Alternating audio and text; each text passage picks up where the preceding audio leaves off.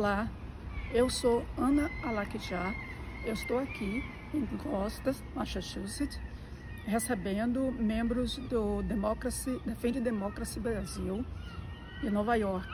Eles vieram especialmente aqui no dia de hoje para ler a Carta em Defesa do Estado Democrático de Direito no Brasil.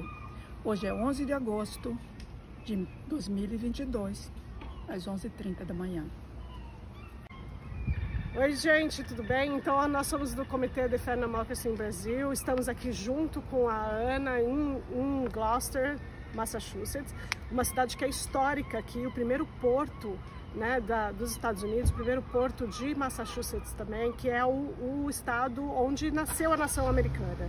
E é importante que eles em breve estarão fazendo o aniversário de 400 anos da cidade, né, e 200, muito próximo do bicentenário da independência brasileira. Então a gente escolheu aqui para estar junto com essa comunidade de mais ou menos 400 brasileiros que moram aqui, junto à comunidade portuguesa, americana e de diversos países que imigrou e se baseou nessa cidade.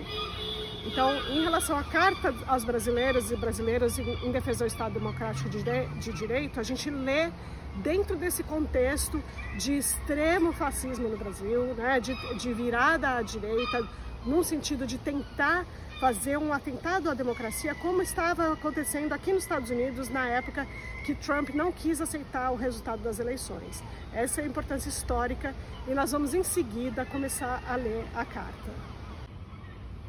Carta às brasileiras e aos brasileiros em defesa do Estado Democrático de Direito. Em agosto de 1977, em meio às comemorações do 60º da fundação dos cursos jurídicos no país, o professor Goffredo da Silva Teles Júnior, mestre de todos nós no território livre do Largo de São Francisco, leu a carta aos brasileiros, na qual denunciava a ilegitimidade do então governo militar e o estado de exceção em que vivíamos. Conclamava também o restabelecimento do Estado de Direito e a convocação de uma Assembleia Nacional Constituinte. A semente plantada rendeu frutos. O Brasil superou a ditadura militar. A Assembleia Nacional Constituinte resgatou a legitimidade de nossas instituições, restabelecendo o Estado democrático de direito com a prevalência do respeito aos direitos fundamentais. Temos os poderes da República, o Executivo, o Legislativo e o Judiciário, todos independentes, autônomos e com compromisso de respeitar e zelar pela observância do Pacto Maior, a Constituição Federal. Sob o manto da Constituição Federal de 1988, prestes a completar seu 34º aniversário, passamos por eleições livres e periódicas, nas quais o debate político sobre os projetos para o país sempre foi democrático, cabendo a decisão final à soberania popular. A lição de Goffredo está estampada em nossa Constituição. Todo poder emana do povo, que o exerce por meio de seus representantes eleitos ou diretamente nos termos da nossa Constituição. Nossas eleições com o processo eletrônico de apuração têm servido de exemplo no mundo. Tivemos várias alternâncias de poder com respeito aos resultados das urnas e transição republicana de governo. As urnas eletrônicas revelaram-se seguras, confiáveis, assim como a justiça eleitoral. Nossa democracia cresceu e amadureceu, mas há muito ainda a ser feito. Vivemos em país de profundas desigualdades sociais, com carências de serviços públicos essenciais, como saúde, educação, habitação e segurança pública. Temos muito a caminhar no desenvolvimento das nossas potencialidades econômicas de forma sustentável. O Estado apresenta-se ineficiente diante dos seus inúmeros desafios.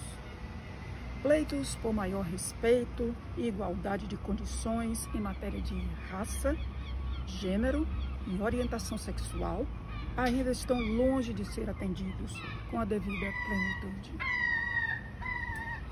Nos próximos dias, em meio a estes desafios, teremos início da campanha eleitoral para a renovação dos mandatos dos legislativos e executivos estaduais e federal. Nesse momento, deveríamos ter o ápice da democracia com a disputa entre os vários projetos políticos visando convencer o eleitorado da melhor proposta para os rumos dos próximos anos. Ao invés de uma festa cívica, estamos passando por um momento de imenso perigo para a normalidade democrática, risco às instituições da República e insinuações de desacato ao resultado das eleições.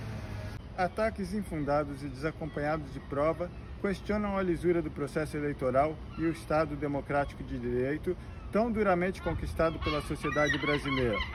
São intoleráveis as ameaças aos demais poderes e a setores da sociedade civil e a incitação à violência e à ruptura da ordem constitucional. Assistimos recentemente a desvarios autoritários que puseram em risco a secular democracia norte-americana. Lá, as tentativas de desestabilizar a democracia e a confiança do povo na lisura das eleições não tiveram êxito. Aqui também não terão. Nossa consciência cívica é muito maior do que imaginam os adversários da democracia. Sabemos deixar de lado as divergências menores em prol de algo muito maior, a defesa da ordem democrática. Imbuídos do espírito cívico que lastreou a Carta aos Brasileiros de 1977 e reunidos no mesmo território livre do Largo de São Francisco, independentemente da preferência eleitoral ou partidária de cada um, chamamos as brasileiras e brasileiros a ficarem alertas na defesa da democracia e do respeito ao resultado das eleições. No Brasil atual, não há mais espaço para retrocessos autoritários. Ditadura e tortura pertencem ao passado. A solução dos imensos desafios da sociedade brasileira passa necessariamente pelo respeito ao resultado das eleições. Em vigília cívica, contra as tentativas de rupturas, bradamos de forma uníssona: Estado democrático de direito, sempre. Estado democrático de direito, sempre!